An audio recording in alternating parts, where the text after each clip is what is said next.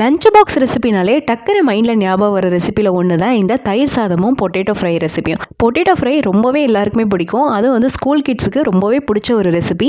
அதுவே கொஞ்சம் டிஃப்ரெண்ட்டாக பேபி பொட்டேட்டோ வச்சு அதுக்கு தனியாக மசாலா ரெடி பண்ணி எப்படி சூப்பராக செய்கிறதுன்றதை இந்த வீடியோவில் பார்க்க போகிறோம். வாங்க வீடியோக்குள்ளே போகலாம். இதுக்கு ஃபஸ்ட்டு 1/2 கிலோ அளவுக்கு நான் பேபி பொட்டேட்டோஸ் எடுத்திருக்கேன். இப்போ அதை குக்கரில் ஆட் பண்ணிவிட்டு அதை மூழ்கிற அளவுக்கு தண்ணி ஆட் பண்ணிக்கோங்க.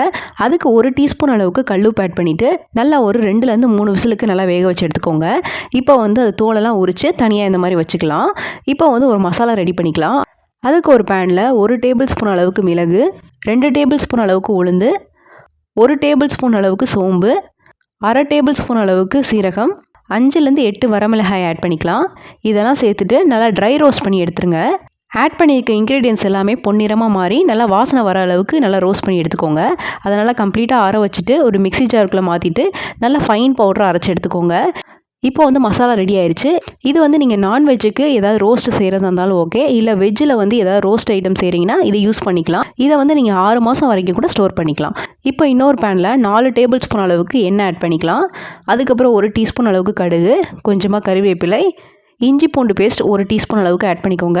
அதனால் வதக்கிட்டு பச்சை வாசனை போனோடனே 1/4 டீஸ்பூன் அளவுக்கு பெருங்காயத்தூள், 1/2 டீஸ்பூன் அளவுக்கு உப்பு, நம்ம வேக வச்ச பேபி பொட்டேட்டோஸ் ஆட் பண்ணிக்கலாம். 1/4 டீஸ்பூன் அளவுக்கு மஞ்சள் தூள் ஆட் பண்ணிக்கலாம். 1/2 டீஸ்பூன் அளவுக்கு மிளகாய் தூள் ஆட் பண்ணிவிட்டு நல்லா மிக்ஸ் பண்ணிக்கோங்க. இப்போ நம்ம ரெடி பண்ணி வச்சுக்க ரோஸ்ட் மசாலாவை ஆட் பண்ணிக்கலாம். இது வந்து ஒரு 3லேருந்து 4 டீஸ்பூன் ஆட் பண்ணிக்கோங்க. ஆட் பண்ணிவிட்டு நல்லா மிக்ஸ் பண்ணிக்கோங்க. ஒரு 2 நிமிஷம் அந்த ஸ்டவ்லேயே நல்லா மிக்ஸ் பண்ணிட்டு இறக்கிட்டிங்கன்னா சூப்பரான baby potato roast recipe ready ஆயிரும். இது நீங்கள் சைடிஷாக தயிர் சாதம், சாம்பார் சாதம், ரச சாதம் எதுக்குனாலும் வச்சு சாப்பிடலாம். ரொம்பவே டேஸ்ட்டாக இருக்கும். ட்ரை பண்ணி பாருங்கள்.